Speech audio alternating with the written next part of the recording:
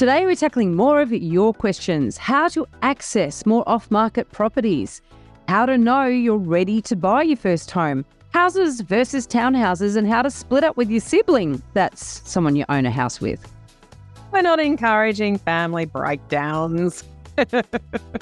Welcome to Your First Home Buyer Guide, the podcast for first home buyers who want to move it along and become homeowners. But most importantly, it is for you to become an educated home buyer. I'm Megan and that was Veronica. We're both buyer's agents and probably old enough to be your mum. But it's a good thing because between us we've got over 45 years experience to share with you and bucket loads of stories about avoidable mistakes. Together, we're going to make sure you get unbiased and real information you can rely on. Allow us to guide you on your home buying journey. We want you to become an educated home buyer so that you can stop looking for your first home and actually become a proud homeowner. We've got loads of great tips for you in this episode, and if you'd like more useful tools, head over to the website homebuyeracademy.com.au, and there you'll get access to our free mini course, How to Price a Property Like a Professional. You will also find the holy grail of home buying education, Your First Home Buyer Guide, the online course for people who want to become educated home buyers. We created this for you to help you get on the right path to home ownership for your first home and beyond.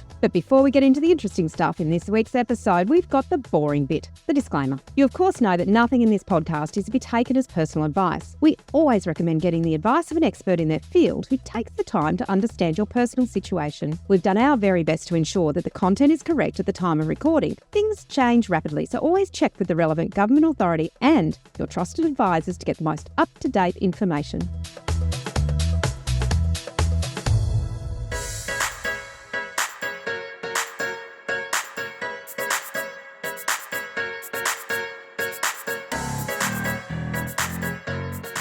Today we're answering some of the questions from our Facebook group. We get so many really good questions and we figure many of you will be asking yourselves similar things. Now, question one, Veronica. Yeah, so question one is, what are the factors to help decide you are ready to get the ball rolling on your home buying journey?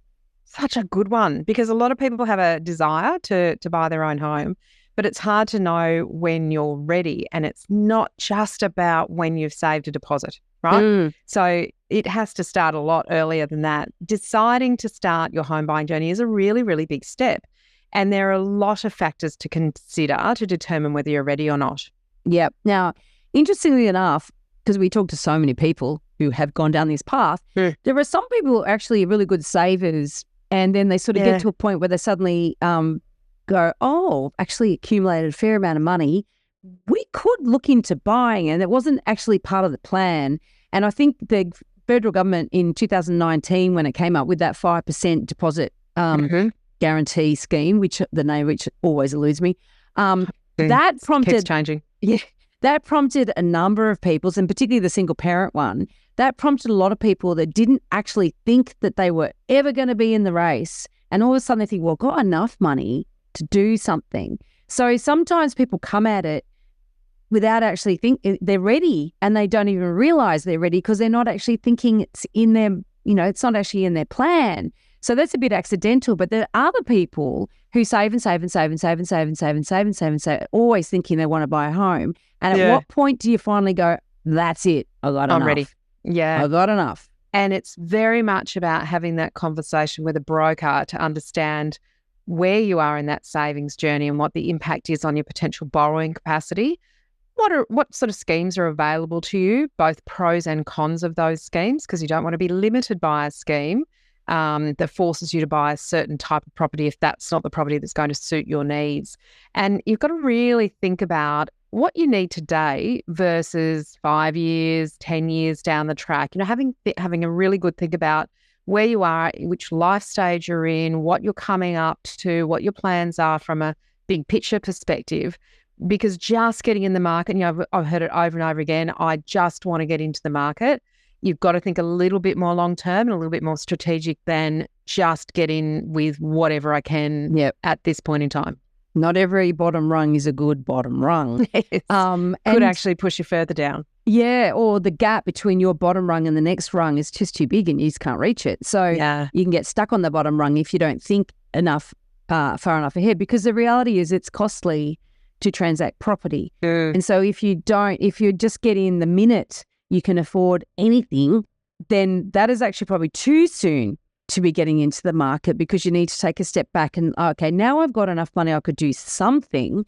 I need to sit back and think, is what I can buy now going to suit me for long enough to make it worthwhile, or do I need to knuckle down and continue saving with it, with something more concrete in my mind? And I guess that's, in a way, that's why we put together the Kickstart bundle. So we've got 3 tutorials that we bundled into one, and because they sort of help you work through these questions, right? And one of them is the where to buy. Where should I buy? What can I buy? Would I like to live in the type of property I could buy in the location I could buy for the budget, right? So that's sort of one. And if the answer is no, then it's like, well, what options do I have? So we have a stepping stones tutorial, which is because most of us don't buy our forever home as our first home, right? So, well, okay, I can't really. So therefore, my first home has to do a job for me. It has to help me get into the market so that I can then sort of climb the ladder, right? And so you need to work out, well, is that the right approach?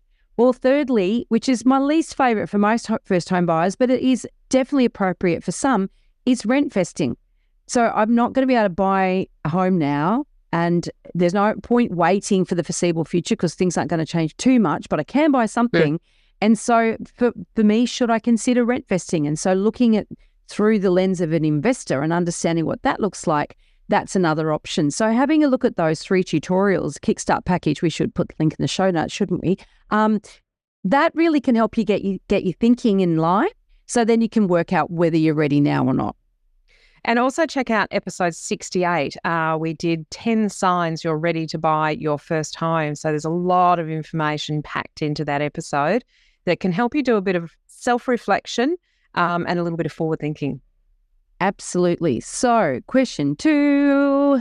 In terms of future capital growth, this is a long one. In terms of future capital growth potential, which would perform better?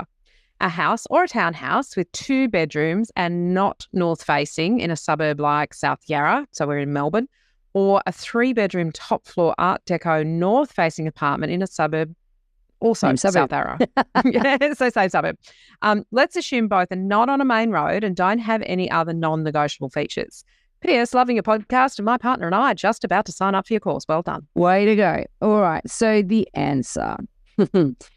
Like the question shows that they're thinking about asset quality, right? And they're thinking about things that are important to buyers. Now, and so they're thinking about the future capital growth. And there are certainly, so they're asking house or a townhouse or Art Deco apartment. And the reality is that I would say the problem here is that the prices would be very different. So you can't really say that anyone would be literally going to buy either a house or a townhouse or an apartment in the same suburb. So it's academic in a way, this question, because it's like, we could answer it. They are differentiating between a 2-bedroom and a 3-bedroom. So a 3-bedroom apartment versus a 2-bedroom townhouse. True. So but if we just start with house and townhouse, let's face it, in South Yarra, I would think a townhouse is going to be different price than a house. You'd think so. Yeah. So therefore, automatically you're going to go, well, if I can get a house and it's on a really good street, even if it's a 2-bedroom house and it's a typical house for the area and I can afford that, and you're not compromising in any other way, then technically the house would do better. Apart from the north-facing outdoor area. That's true, apart from the north-facing outdoor area. But technically a house, all things being equal, as long as it's good and it doesn't have anything glaringly negative, would do better than a townhouse. And I've bought a house with a western-facing rear. That was the compromise that I was prepared to make in 2 properties that I purchased over time. All other things being, no objections with any other things. So whilst we talk about north-facing, and I think the point here is how important is north-facing? In Melbourne, it's much more important than it is in Brisbane. It is important. I think if it was south-facing, that's really quite a cold aspect to have, and you can really struggle to get natural light, ventilation, warmth if you've got a south-facing entertaining area, rear of a property or balcony for a unit. But I think, Veronica, your point, if you could get a house for a similar price and the negative was that it wasn't north-facing in the entertaining area, you'd have to look very carefully at that option as being the one that might be better for long-term capital growth. Yeah, because the reality is that you're probably not looking at similar price points, so this is a little bit theoretical. The thing though, if you are looking, I like the reference to an Art Deco apartment, because Art Deco is a style. It's got heritage and culture. Oh, not culture, personality. Well, it's got scarcity. That's Character for sure. is the word I was looking for, not culture. Scarcity. Yeah, there's less. They don't build Art Deco. They're not going to build them apartments now. They can't because Art Deco was 1930s. So it's like they don't build them. Nearly 100 years old. They've got character, and there's something about them that people really like because of that scarcity. So it has a house feel in many ways, some of these Art Deco apartments. And certainly if it was north facing and it had lovely big, lovely windows and nice outlook, et cetera, and you got 3 bedrooms, so you got an extra bedroom, then, certainly you'd want in an apartment, particularly in Melbourne, because Melbourne apartments have been well publicised to have been underperforming for the last, ever since the building boom started sort of about 10 years ago or so. So you've got to have everything ticking every box if you're going to buy an apartment. Really, that's it. I mean, you need some land content.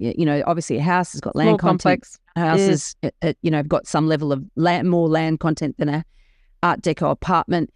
In any apartment you're buying, you want it to be the best one in the building. You want it to have nothing that's a detractor. So, for example, a lot of Art Deco apartments don't have a balcony. So you'd want one that's got a balcony. Car parking can be scarce in absolutely. the Art Decos. Yeah. So I wouldn't be comparing for the same money, I say a 2-bedroom house, not that you would be anyway, because the apartment would be cheaper, but say a 2-bedroom townhouse and a 3-bedroom Art Deco apartment, I'd be thinking if the 3-bedroom Art Deco apartment had everything perfect, everything, then that's a good asset. It's a scarce asset. Yeah. I wouldn't be making any compromise if you had those two as a decision to make. Yeah, and look, we did go quite deep into this topic in episode 84. We talked about the pros and cons of buying a townhouse versus an apartment. That's definitely one worth going back to and listening, because there are pros and cons, and there is different pricing. So you generally won't end up with an apartment in a similar price to a townhouse. Something that we're certainly very conscious of in Brisbane is take Art Deco out of the picture, but a block of land that is zoned for townhouses is the same zoning for units. So generally when a developer does their feasibility on a block of land that is zoned for development, they're going to find that they'll get the greatest yield out of doing units, not townhouses. And for that reason, we've seen a great decrease in the supply of new townhouses in established character areas. So I'm not talking about the way out of town, sort of peripheral suburbs where there's still lots of land. I'm talking about more inside that 12, 15 kilometre radius from the CBD. So townhouses have actually become quite scarce because they are not being reproduced. A bit like villa units, Villa like units are almost single level never strata reproduced. Yeah. So if you can get your hands on one of those, they're the single levels rather than the 2 levels. The villas that are just on the 1 level, highly sought after by downsizers and young families because there's no stairs for kids to go up and down. So you've got to think also about where these things are located. Can they be easily reproduced, or are they scarce and not going to be reproduced in the area that you're buying in? Now, I'm going to go on the flip side of this just for a minute, because South Yarra is sort of like a very urban suburb in Melbourne, and you could compare it to a number of urban suburbs in my neck of the woods in Sydney, right? And there are some places in Sydney, inner Sydney, where you can buy a house, but it's on a tiny handkerchief of land. It might be on 80 square metres of land or something like that. And you won't have parking. And it might be 2 level and there's no bathroom upstairs, right? And it's skinny and it's got a really steep staircase. And then for the same money, or maybe even a little bit less, you can buy a cracker apartment or or sometimes townhouses, but as Megan's saying, they're quite scarce, and they are scarce too here. So when we're talking to investors and they're saying, I want to buy a house, I've got in Sydney, we're talking a lot of money here, but I want to buy a house, I've got sort of maybe $1.7 million, a lot of money. And they're talking, I want to be in the inner ring. And I'm like, you can probably buy a really compromised house. It's not on a main road, but it's really compromised. Or you can buy an apartment with no compromises, I'd be going the apartment with no compromises every day of the week. And that is something that we do talk to our investor clients, for example, in Sydney. Yeah, which would be quite Sydney-centric. But Melbourne would have similar, in the inner city areas, there'd be similar discussions around if the house itself was really compromised because it was on a tiny block of land and skinny, blah, blah, blah, all that sort of stuff. So you got to think those things through. Absolutely. Let's have a look at our next question, and that is, are there any advantages to buying off-market other than a lower price and negotiating advantages? Or are there any benefits of buying marketed properties? There's a lot in this question. There's a lot of assumptions in this question. I know. Because firstly, we want to challenge the notion that you get a bargain when you buy off-market, right? And I don't know where that even came from, because the thing is that in our experience, certainly, and I'm not alone with this, I know, Megan, you've said the same thing, buyers agents and real estate agents, actually sales agents, say the same thing, that off-market properties, for the majority of them, are overpriced. The vendors are not... motivate the vendor somehow. Exactly. They're not committed to sell. So when they're committed to sell, they do the styling, they do all the prep, and they're actually prepared to pay money for marketing campaign. Whereas off-market vendor is not prepared to put their neck out like that. They're thinking, I just want to put my toe in the water, and if someone comes and pays me a crazy price, which is often what they say, they're the exact words, if someone's prepared to pay me a crazy price, I will sell. And so that's the problem with off-market, and that's the problem with buyers agents, for example, that are running around telling everybody that they buy all this off-market. I'm going, oh my God, that's terrible, because whilst we do buy some off-market and we find some off-market and we do look for off-market, we've got to be very, very mindful that it's got to be a good asset and it's got to have a legitimate reason for being off-market and be fair market value to buy. Yeah, and we're a little bit different up here at the moment. We're in such a heated market that we are finding that sometimes if you can get in front of an owner before it goes to the open market and pay a price that they are pleased with, then it is sometimes below what someone else might be prepared to stretch themselves to. And we've had a couple of examples where we could have bought properties. There was an investment block of units that we could have bought for $2 million. It sold for 2.4 on the open market. Our buyers just couldn't wrap their head around that if there was no social proof from somebody else, that was what it was worth. Yeah. But of course, that's what pricing and evaluation actually tells you is what something's worth. So there are times, and that owner would have been extremely pleased with that $2 million outcome. The agent would have done a great job in their eyes.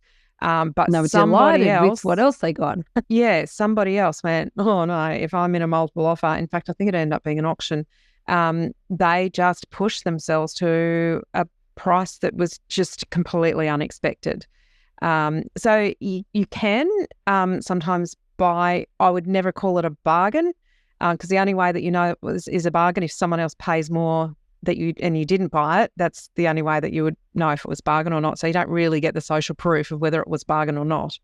But there are certainly pre-market opportunities that if you're on the front foot and you're talking to the agents and you get sharp in your pricing and you get sharp in your negotiation, you can buy before they go to market, but you'll never know whether it's a bargain or not because there's no other social proof from any other buyers of what it was worth in the open market.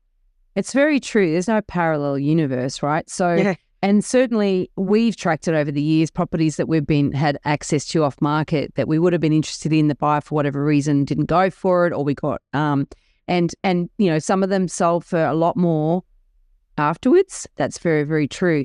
Although there's been some that we've passed on and then we've watched and then we've gone and still purchased it after it's come onto the market for a lot less than what they wanted at the beginning. So it's so important to know your market and be able to work out prices.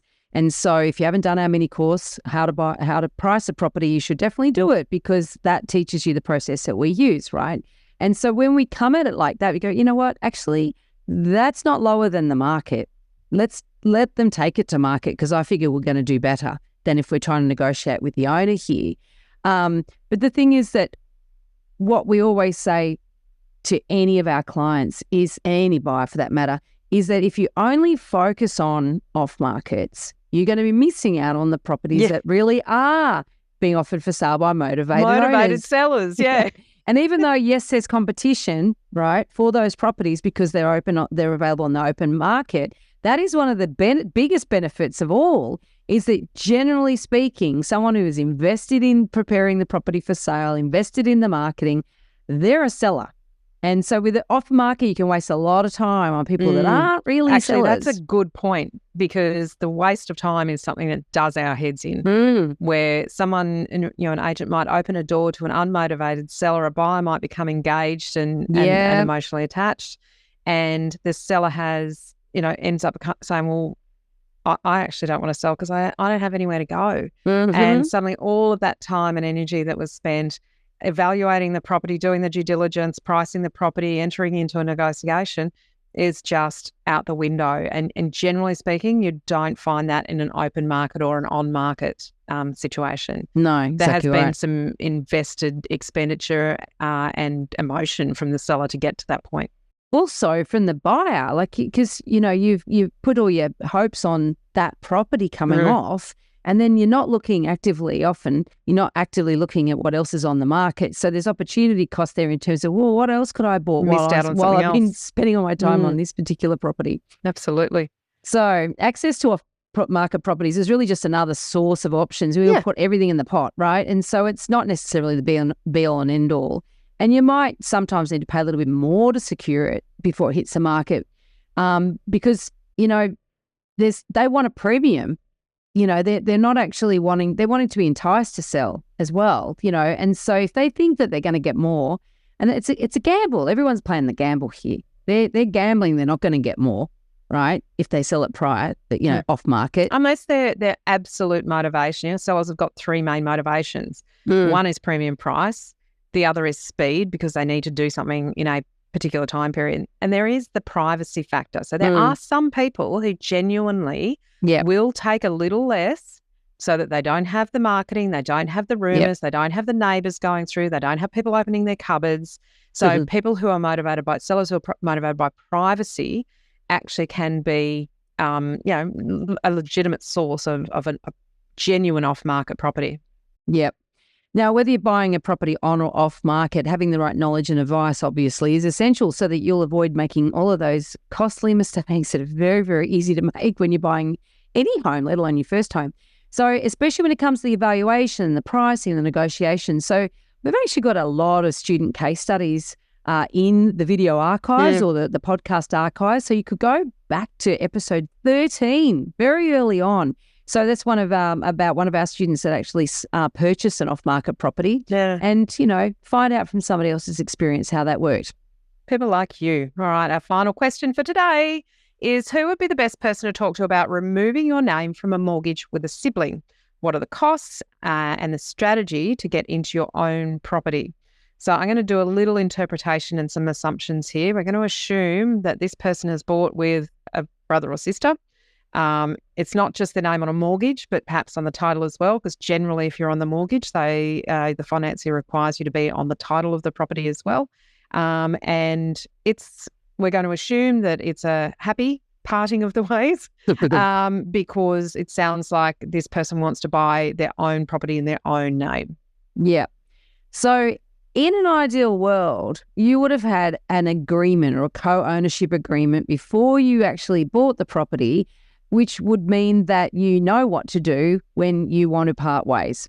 That's in an ideal world. But we also know that a lot of people don't think about this stuff until it happens. And they're like, oh God. They haven't thought through the what ifs. Would have been good if we'd done that. So we get that. So really our answer is the first person you need to speak to is a solicitor, because they will advise you about the process of removing yourself and the costs, amongst other things. And also just noting that you will most likely need to make a stamp duty adjustment. So there'll need to be stamp duty paid by the person who's buying out the other one. Yeah. And there's nothing to avoid that. You can try all you like, but in most states, it is going to be considered a transaction. And stamp duty will be payable.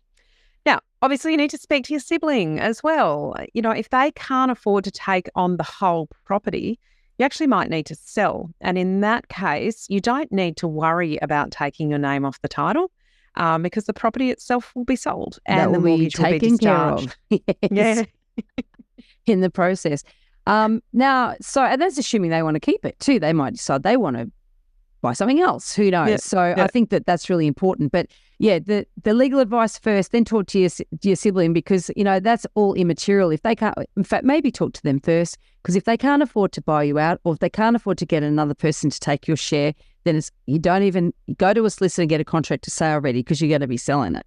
Now, but before you do anything, right, armed with the knowledge from your solicitor and from your sibling, I'd be talking to a mortgage broker, because I want to know if I go ahead and do all this, right, assuming that it's going to be worth X amount of dollars, assuming I've got so much in my bank account ready to go, assuming my borrowing capacity is Y, and so on.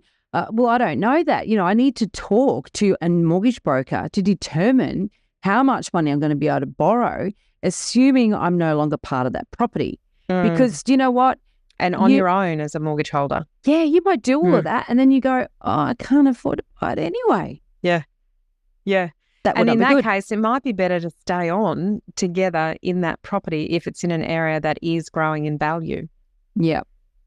So lots to look at there, lots to unpack there. We really encourage you to actually, if you're going to go into co-ownership, think out this stuff, because usually Go the point through the is, what ifs. That's it. And you're using it to get into the market. And if you're going to unravel all that and unpick it and actually blow away a lot of money when you want to get out of it, then sometimes it's not even worth it, you know? So it's really important to actually get that all set up correctly in the first place. Yeah, and even if you're entering into something with a partner, it's good to have these what ifs kind of sorted out, particularly if money is being lent by one side of the family, or there's a possibility of I bought my first property with my brother, and we had to go through all the what ifs because we lived in 2 different states. I was going to live in the property and renovate it. He was in Sydney. We had all these what ifs, and the thing that did come up 2 years after we purchased the property was I got transferred with the company that I was working for at the time. So I had to exit the property. So we had a really clear process of how that was going to be valued, and we were going to agree on the valuation, and that was going to be the sale price, and he was in a position to buy me out. So we knew there was no emotion to it because we just knew what the steps were that we were going to take. It wasn't like I could say, oh, I think it's worth this, and he would say, no, it's worth that. It's just, well, we agreed to get 2 valuations and we'll take the average. Yep. So and it keeps sibling relationships and families on a much more even keel if you can make these decisions, these hard decisions, before the emotional moment when you're forced to make the decisions. 100%. Now, these questions came from our Facebook group, so have you joined? Now, it's called Your First Home Buyer Guide Australia. It does have a lot of words in it, but it's your opportunity to connect with us and ask us your questions. You'll get answers from us, which means that you can be sure you're not going to be led down the garden path. Yeah. And a quick note, you might think we cover everything you need to know in these podcasts, but a word of warning, we don't. We just scratch the surface here. If you really want to be an educated first home buyer, you need to learn all of the steps in the right order. Yep, absolutely. Now, our First Home Buyer Guide course only costs $990, and you get direct access to us to help guide you through your negotiations. You can also share the link of any property that you're thinking of buying, and we can help you work out whether it's A, B, or C grade, or potentially a no-go zone. Trust me, you will buy better with our guidance. You will overpay by so much more than $1,000 if you don't know what you're doing. And also, if you come up against someone who's been a student of your First Home Buyer Guide in a negotiation or at an auction, you'll be at a disadvantage if you don't know as much as they do. Well, also, here's another disadvantage. Our students buy properties that actually will serve them for longer, and that saves them a hell of a lot of money too. So there you go. Come on board. We'd like to meet you.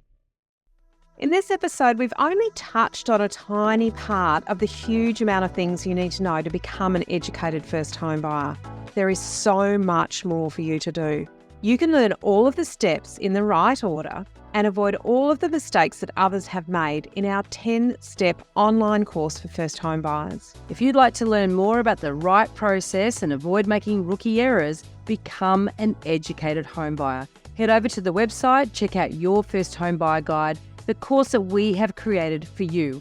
And don't forget to subscribe to the podcast so you won't miss an episode. And if you've liked what you've heard today, please give us an iTunes review. It helps other people find us. And of course, I know it's a bit cringy, but we're going to ask for 5 stars. Thank you. Thanks for joining us. We hope you've found this really useful. And if you have, please share the love with others who you know are in the same boat. We'll be back next week with more priceless stuff.